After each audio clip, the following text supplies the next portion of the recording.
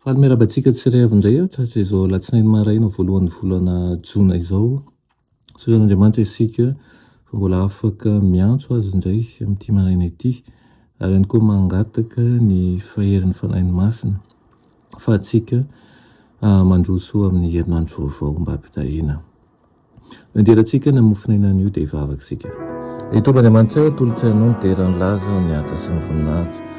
Sotroanao izay fa tombontsoa lehibe nanana eto miaraka aminao, ary tianay ny mankasitraka izany aminao.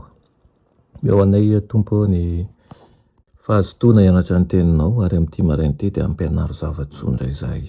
Aminaran'i Jesosy, amen. Raha teny mofinainantsika androany dia manao hoe miara-manorina amin'Andriamanitra. Raina amin'ny Korintiana 1:7-7 manao hoe fampiara-miasa amin'Andriamanitra izahay, asan'Andriamanitra sy trano arafitr'Andriamanitra ianareo. Amen. Maneho ny toetran'olombelona izay tokony ho voavolavola amin'ny lafiny rehetra io fanoharana io. Isan'andro Andriamanitra dia miasa manamboatra ny tranony, mikapokapoka mba halavorary an'ilay rafitrano sy hahatonga an'izany ho tempolo masina ho azy. Mila miara-miasa amin'Andriamanitra ny olona, manovo ao amin'ny hery mba hanateraka ny zava-kendren'Andriamanitra ho azy, manorina ny fiainany amin'ny asa madio sy amin'ny asa ambony. Efa nanao sorona mahagaga ho an'ny taranak'olombelona ihany koa izy.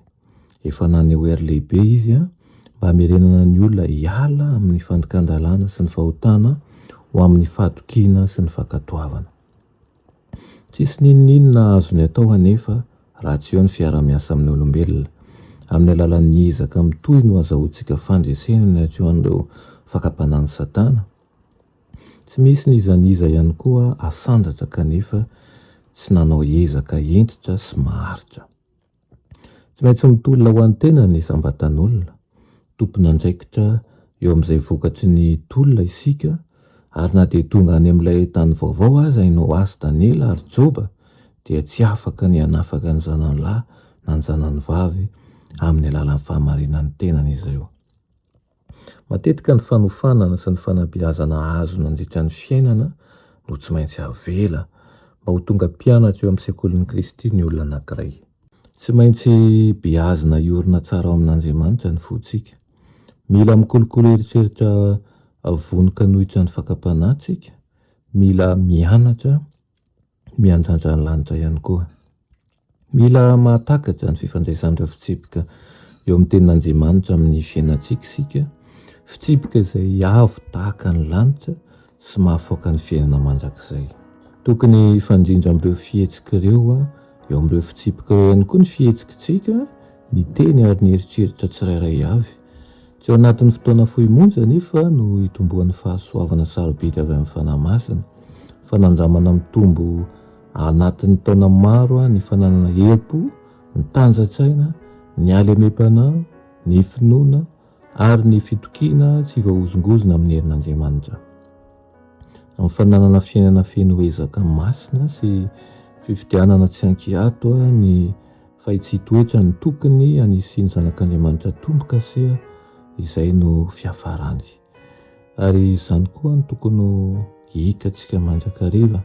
Zareo fampiara-miasa amin'Andriamanitra ianao, ary angatao aminy ny hery ilaina rehetra mba ahafahanao miroso amin'ny tsaratsara kokoa hatrany sy manatanteraka ny fahamarinana. Amen. Vavaka isika, sotranao zay rehony amin'izany teninao izany, hirinay tokoa ny ahatonga anay voaova, ahatonga anay voatefy, ary ahatonga anay hiroso amin'ny fahamarinanao tsara kokoa isan'andro isan'andro, ka ahatonga anay ho tafajoro amin'ny indrindra ny amin'ny fotoan-tsarotra. Aminaran'i Jesosy, amen.